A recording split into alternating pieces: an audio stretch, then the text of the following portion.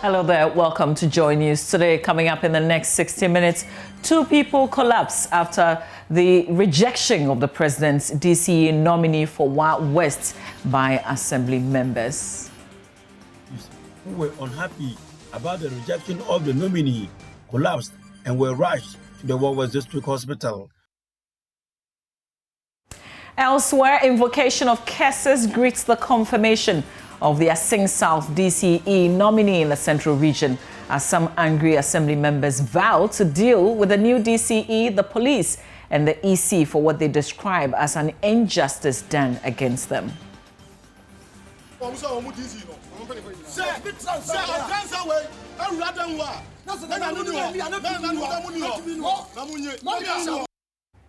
Still in the Central Region, Regional Minister Justina San kneels down to beg the assembly members to vote for the MCE nominee for Cape Coast.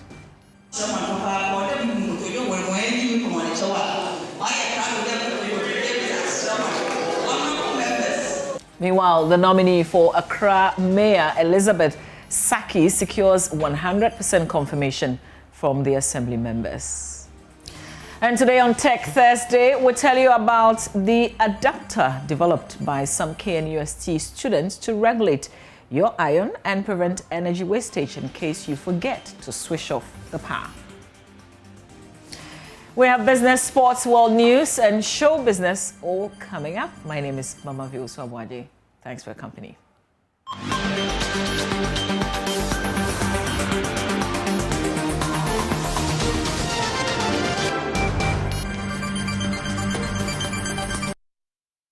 Now, 2 close relatives of the district chief executive nominee for West collapsed. Ali Bukari collapsed after he was rejected by the 41-member assembly. The 2 were quickly rushed to the West District Hospital for treatment. The president's nominee, who doubles as the Upper West Regional Communication Director of the NPP, polled 15 yes votes and 26 no votes. This leaves the nominee another round of confirmation within 10 days. Joy News Upper West correspondent Rafiq Salam reports that supporters of the nominee attempted to attack the outgoing DCE, who was accused of being behind the rejection and has to be whisked by the police to safety. Following the refusal of Lora and Juba municipalities to confirm the president nominees to their assemblies, Upper West Regional Minister Dr. Hafiz Bin Sali and his team had wished Wichau, capital of the West District, should not be another Waterloo for them. This he pleaded with the 41 assembly members to do well by voting to give an overwhelming endorsement to the confirmation and Upper West Regional Communications Director of the MPP, Ali Bukari. He is not a stranger that the government is trying to impose on the people of West. He hails from this area and he's one of you. And I believe strongly that because of that, you're going to give in an overwhelming endorsement. The end result was, however, an overwhelming rejection of the father of 4 by the assembly. In all, we have 41 honorable members present and voting. So the yes was 15, representing 36.58%. And then the no vote was 26, representing 63.41%. Upper West Regional Minister Dr. Hafiz Bin Sali was disappointed about the results and has these few words for the assembly. We will have said that we will return here within 10 days, but that is not the case. This is a total rejection of the nominee. I will have to inform the president for the next line of action.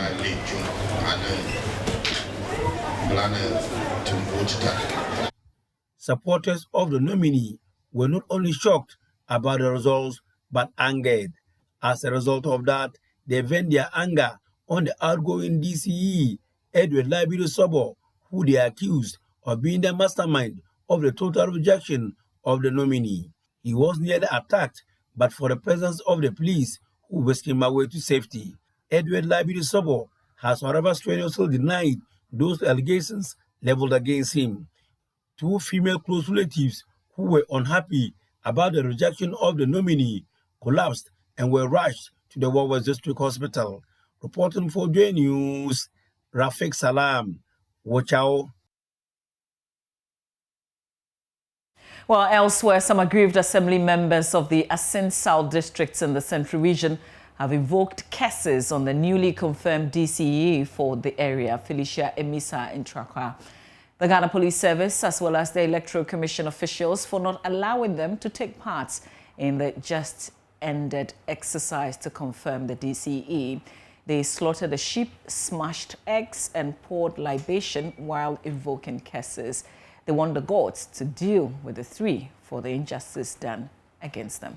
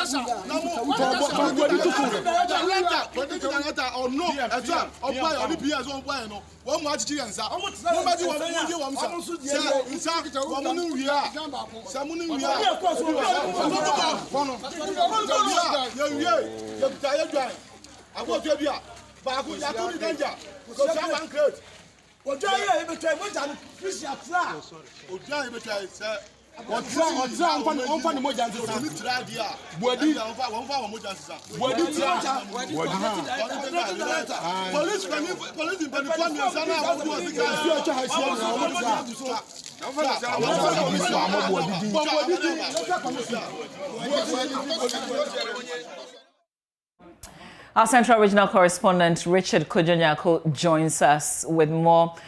Richard, so these are assembly members who should have taken part in the exercise, correct? Yes. Do we know what happened? Why didn't they? Well, so Mama V, they are elected assembly members in the Asutifi South constituency. In fact, the venue where they have been holding election is the Swayam Pentecost.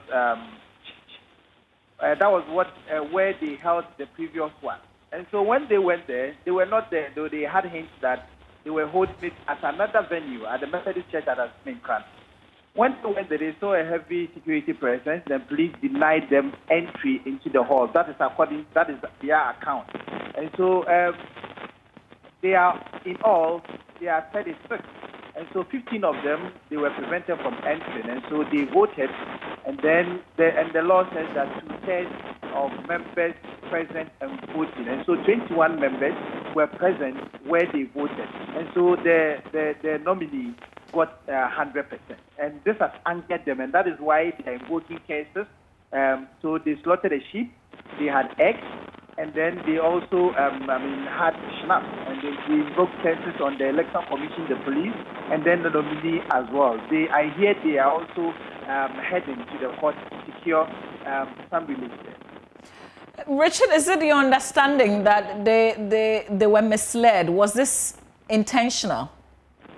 Well, so according to them, it was intentional because the woman failed to secure the needed details when they voted the last time. And so they realized that these were the people that voted against her.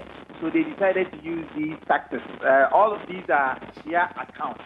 And so that is why they shifted the venue without telling them. And so they didn't have any knowledge about the change in the venue. They only went there and nothing was happening. And then they heard that it was being held at another venue. They went there. They wanted entry into the premises to take part in the exercise. The police denied them entry, even though they said they were assembly members, elected assembly members, and not government appointees. And so they see the act as a deliberate thing, deliberate tactics calculated to take them off so that the woman or the president nominee will go through successfully. And finally, Richard, have they lodged a formal complaint somewhere? Well, so they have started, initiated some legal processes, and when they are done, they say they will get. Very interesting development there. Richard Kojonyako will leave it here. That's our Central Regional correspondent. Still in the Central Region, though, President Akufo-Addo has nominated or re-nominated the former MC for Cape Coast, Ernest Ahen. Mr. Ahen has, for the second time, failed to secure 2/3 of the votes of the Assembly to earn a confirmation. Not even the Regional Minister, Justina Asan, kneeling down to beg the Assembly members to vote for the nominee could change the minds of the Assembly members. Richard Kojonyako again filed this report.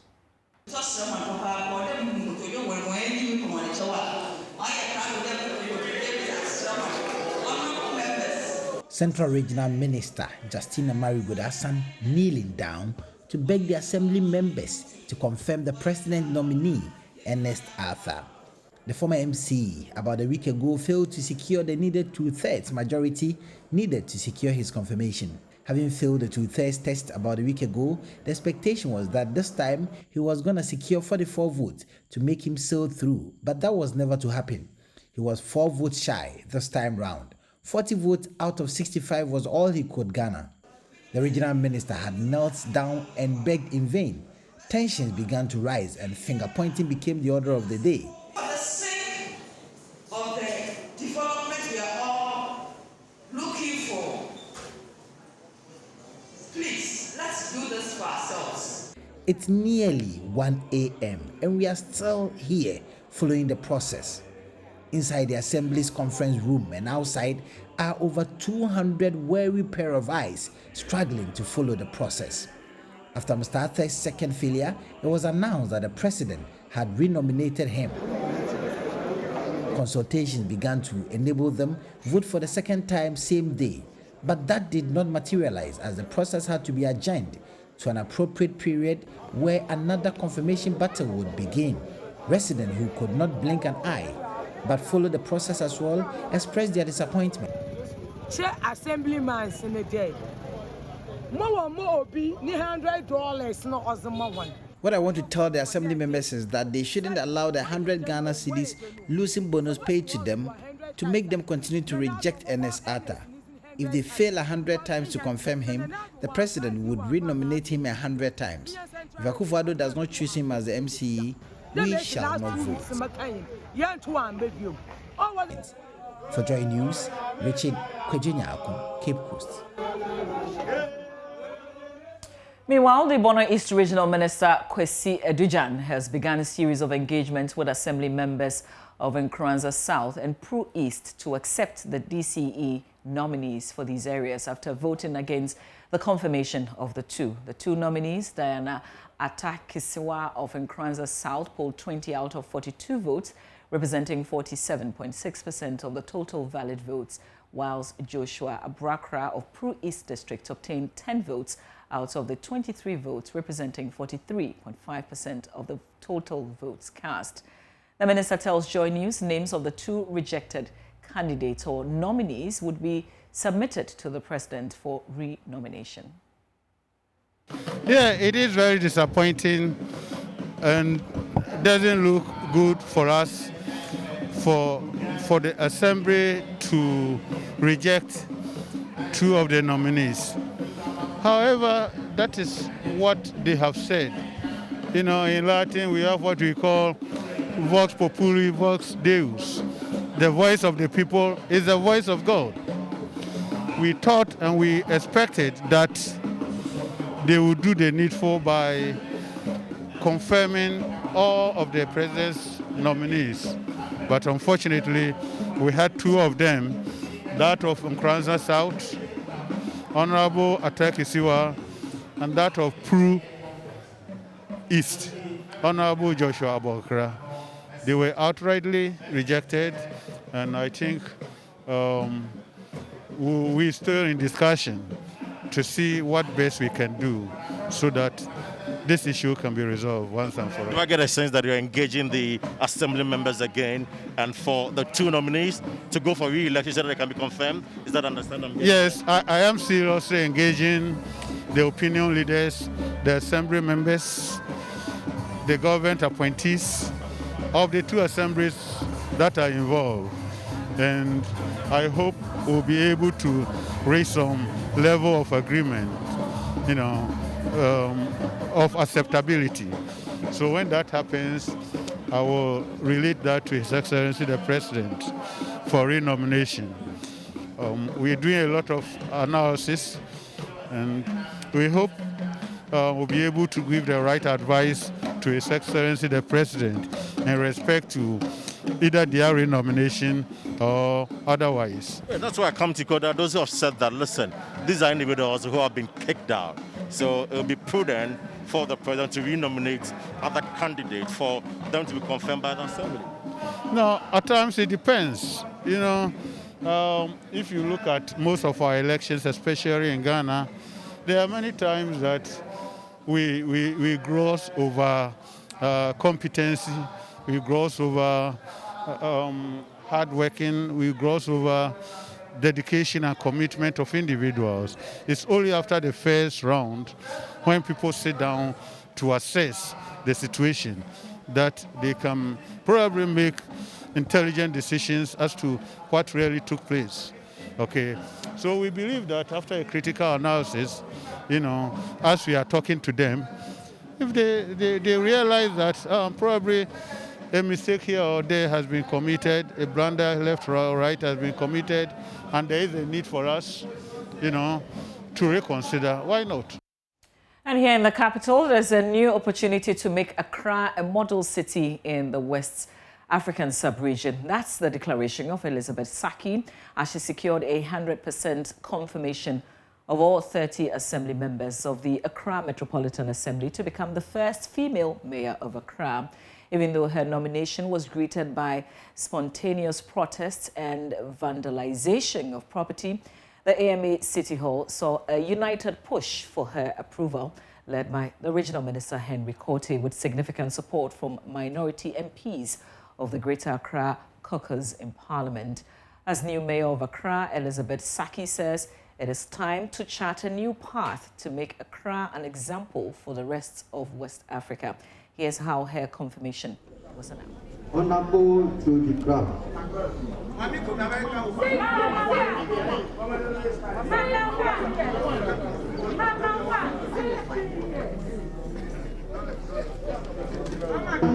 One, two, three, 4, 5, 6, 7, 8, 9, 10, 11, 12, 13, 14, 15, 16, 17, 18, 19, 20, 21, 22, 23, 24, 25, 26, 27, 28, 29, 30.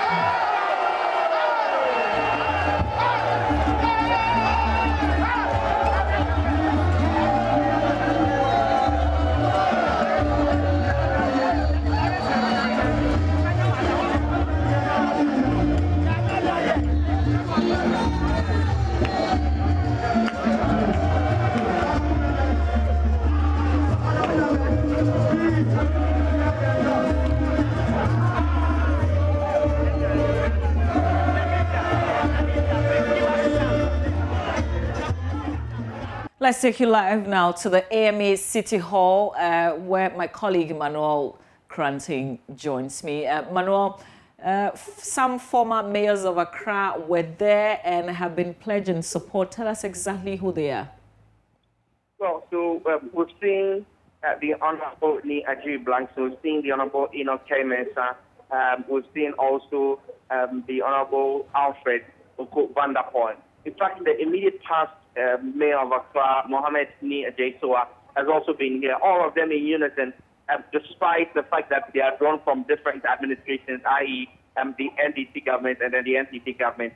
All of them in unison have been pledging their support for the newly confirmed Metropolitan Chief Executive of Accra, Madam Elizabeth Saki. But they mentioned that her track record from being a member of, an assembly member, all through becoming a member of parliament, and then indeed becoming a deputy regional minister for the Greater Accra region, shows that indeed she has the depth and the required skills for the job. And so they've been saying, regardless of their party colors, they are going to offer their own knowledge and expertise, helping her achieve her vision of...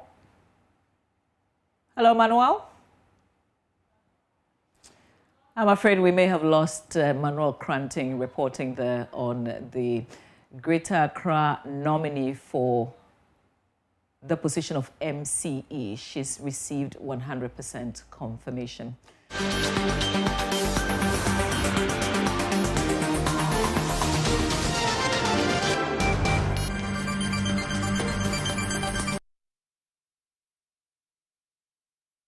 Now to some Greek stories. 3 key things threatening to derail government's quest to make Ghana rice self-sufficient by 2024. Some farmers in the Western North, Volta and Oti regions are complaining about poor rice seed quality and the lack of the requisite technology to move from subsistence farming to commercial. The rice millers, on the other hand, are complaining about bad roads and access to much needed credit. So, is the quest to make Ghana rice self-sufficient on course, and what are the factors militating against the goal? Kweku Asante reports from the Western region. Ghana's import bill on rice alone has surpassed $300 million annually. Currently, consumption outstrips domestic production, and more than half of the rice consumed in the country is imported. In August, Food and Agriculture Minister Dr. Asutifi South reiterated government's ambitious target to wean the country of foreign rice dependence. So once you're able to break the constraint of milling capacity, then we are on course for Ghana to be self-sufficient in rice production. But it appears shoring up milling capacity alone will not be enough, as the minister told Volta and Oti regions, and now Western and Western North, poor farm access roads, unavailability of technology due to cost, and poor seed quality may be the death of this ambition. According to Joel Chachu, General Manager of Global Agri-Development Company, not only is the poor nature of roads increasing the cost of farming and production. We saw the farm roads very bad. We are looking into an investment that will actually help us to use the roads as and when we need.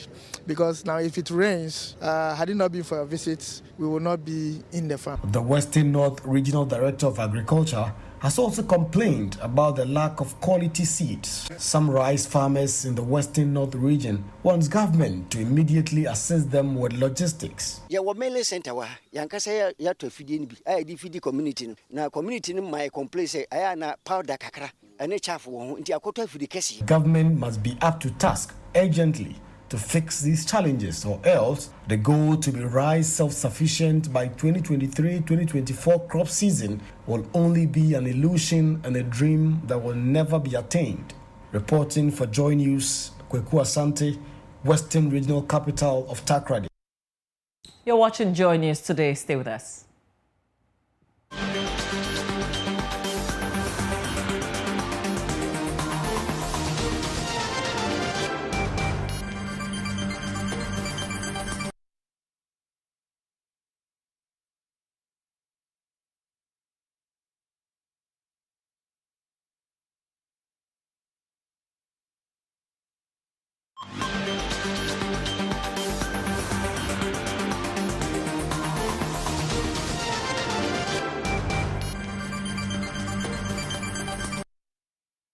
Welcome back to Joy News. Today, let's get on to some Tech Thursday news. Now, one of the problems with domestic electric pressing irons is that they can cause fires if they are left plugged in unattended. During this period, the iron still consumes power, adding the cost of the user's electricity bills. To check this energy wastage, students from the Department of Physics at the KNUST have designed a low-cost socket adapter which has the ability to turn off the pressing iron after a predetermined time. On Tech Thursday, Love FM's Chrissy Deborah speaks with the students. According to a 2016 report in the journal Health and Safety at Work, domestic fires account for 41% of all fire incidents in Ghana. The iron.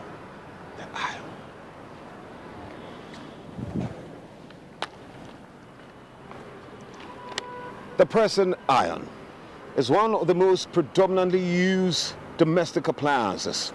Unfortunately, is a major cause of contact burns in children, accounting for 74% of the cases.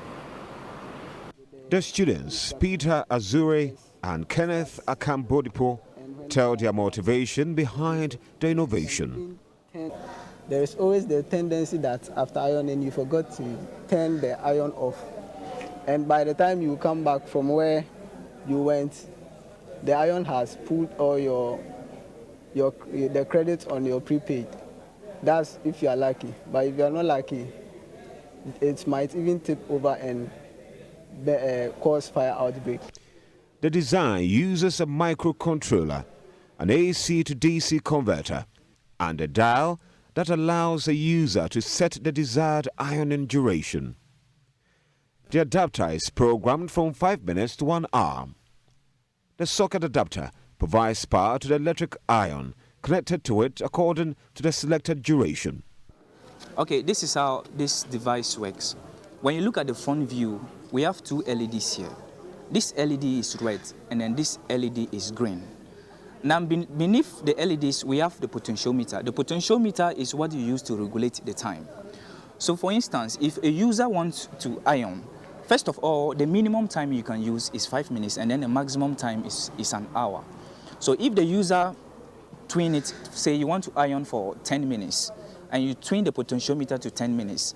Now, this 10 minutes here, when you tune the potentiometer to 10 minutes, doesn't necessarily mean that the device will start working unless you trigger this push button. So when I plug it to the wall, the red LED will show, indicating that there is power from the means, that is the power supply, to the adapter socket. Now, when I trigger the push button, ready to use, that is after setting the time, then this green LED will come, which will also indicate that there is power from your socket to the iron. And in the situation whereby you want to iron for like 10 minutes and you've set it to like 15 minutes. So when you finish ironing within the 10 minutes and the device is still working, the user has the ability also to trigger the push button. When you trigger the push button, it will terminate the time that is set. And a situation whereby lights went out, if lights goes out and the lights come again, this device will not work until you trigger the push button. So a user can also decide not that, oh, this is good for the iron. So he can purchase one for an iron and one also for a heater. So in the case whereby someone is using the iron and he wants to heat water, he can simply use it. You can simply use it to heat your water. Reporting for Joy News, Kwesi Debra. Doctors at the Ridge Hospital are calling for support for babies at the children's units who need medical care. The hospital is unhappy that companies seem to prioritize other entertainment programs over the health of its nationals when they are approached for help. The hospital, Ridge, says this must change. There's more in the following Health Desk report. The Greater Accra Regional Hospital has one of the best facilities for the treatment of children facing various ailments, from preterm babies through children with cancers to those who may be struggling to breathe as a result of choking from feeding. But the best is still not enough. The facility is faced with resource challenges requiring public support. The appeal met the benevolence of Unique Insurance, which donated 20,000 Ghana cedis and assorted items for the upkeep of children there. Managing Director Victor Obing Ediya wants government to provide increased tax incentives to companies that invest in health and education. I will encourage other corporate bodies to follow suit what Unique Insurance has done. Even if it's not Ridge Hospital, there are other hospitals around. We need to help them. The health workers really need help. If you get closer to them, they realize that they need help. You see, our dear lady here, the nurse, was asked, what do you need? The list was so tall that he couldn't even mention them. You know, it took a while before she could start, listen. I'm sure if you go back to them, she will even say more. Survival of children in Ghana has significantly improved since the last 30 years, according to data from UNICEF. From around 130 deaths out of every 1,000 births in 1991, the situation has improved with less than 50 deaths out of every 1,000 births. But more remains to be done in achieving 0 deaths. Head of the pediatric unit of the Greater Accra Regional Hospital, Dr. Evan Boo is concerned that corporate Ghana and individuals are not showing as much interest in the survival of children as they're doing for the entertainment industry. When you write to companies for support, you are competing with beauty pageants, and it's very difficult when you have a beautiful girl on one side and you have a sick child on the other side. The companies tend to take the beautiful girl and leave the sick child, and so we have to always, and it's happening all over. Pediatricians all over Ghana have to use their own money many times to help get care for children. So I think that, yes, government should really consider giving a tax holiday to companies that support education and health. This is Joy News Today. When we come back, we have business for you. Stay with us. And hi, good afternoon. Welcome to Business. My name is Daryl Kwao. Government had earlier hinted of plans to ban rice importation, but Imaginario Company Limited, producers of peacock rice, believe the expansion of local manufacturing and storage capacities of local rice can reduce importations marginally. Imaginario has meanwhile held a grand opening of its rice shop at Carnation Market in Accra, where its rice brand Peacock was unveiled. And marketing executive of Imaginario Company Limited, Mame Ama Asante, says the company plans to produce about 4,000 to 6,000 metric tons of rice annually to satisfy the high demand from consumers. According to her, the decision to situate the shop at Carnation Market is due to the increasing market available in the area. It's actually impossible to taste our rice without falling in love with it. The taste and aroma alone does the talking for us. Our rice is premium Thai home Mali rice. We chose Carnation Market because it's advantageous. Okay, most of our wholesalers and our retailers are located within this vicinity. But this isn't going to be the only shop. We have plans to open in other markets as well. We are looking to doing about 4,000 to 6,000 metric tons annually, yes.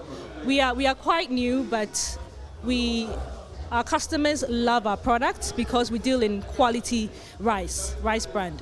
And so we are looking to doing about that metric tons, between 4,000 to 6,000 metric tons. She says government must make provisions to ensure that local producers are producing enough to satisfy the market, even though the import substitution move is laudable. Mame Ama Asante, however, calls for government support in producing local rice to cut down on imports. Our products are imported. We are a company that adheres to policies and, laws of the country. And so we welcome the plan actually by the government to, ban importation of rice. But we would advise the government to support the local farmers so that, especially in storage, making of silos for these farmers, so that if we are not importing, they can be up to standard and that we can have enough rice to sell to our consumers. Now, a Kumasi-based wholesaler for Wilmar Africa has been adjudged winner of the company's Achedia Sonko promotion. Officials of Wilmar Africa, producers of Firetol cooking oil, say the 6-month promo is critical for its brand enhancement and increase in sales revenue. Prince Apia has more in this report. The Achedia Sonko promotion is a 6-month event that sought to reward wholesalers of Wilmar Africa for their loyalty. Wholesalers who meet sales targets over the promotion period were rewarded. Head of Trade Marketing Patrick Sapon explained the importance of the initiative. We are here to reward our wholesalers, our cherished wholesalers. Some months ago, we embarked on a journey where we had some promotions for the wholesalers. And the promotion lasted for 6 months, starting from October till March of this year. And as part of the promotion, we were to give wholesalers monthly vouchers when they meet their targets. And in addition to that, the overall winners, especially the top 3, were to receive outstanding items like a brand new Hyundai Altos and 2 brand new tricycles. Officials say the initiative is also meant to reward hard-working wholesalers of the business. Head of Marketing, Patience Impere, says the promotion is critical in increasing the sales of products. The consumer and the customer are at the heart of everything that we do, and it is very important that we motivate these people and make them happy. I want to say thank you so much to our consumers and our customers. Without them, we will not be where we are today. It's because they are. That is why we are also here. I'll continue to encourage them to continue to patronize our products so that Wilma will continue to won a car as the ultimate prize. I do sell a lot of oil, cooking oil, but my concentration is on fried oil. And when the promotion came up that within 3 months, whoever tried to sell certain quantity will emerge as the ultimate. I really needed the car so badly, so I put much effort to make sure I get it. But finally, by God's grace, today you see it. I'm having it. I would like to say thank you to Wilma. Actually, they promised and today they have delivered. John Amwako buys from Olivia Edunketia, a key distributor. She wants such promotions to be periodic. It has boosted our morale to work hard. That he has made us being recognized that we are doing a good job. So we are grateful. So if they continue this promotion, it will increase their sales, and people will participate. You will buy fried oil because they know at the end of it they will get something out of it. So if they will continue, it will help them. Meanwhile, the two other winners received motorbikes. Prince Apia reporting. We have some more business news for you at the top of the hour on the marketplace. Up next, sports. Hello, good afternoon and welcome to the sports segment with me, Oreku Wampofo. Emmanuel Quay is hopeful of winning the national middleweight title when he clashes with Boateng Ajiman Prempeh at the Idro White Event Center this Saturday, October 9th. Joy Sports Asari Bidiako watched Emmanuel Quay train yesterday and put together this report.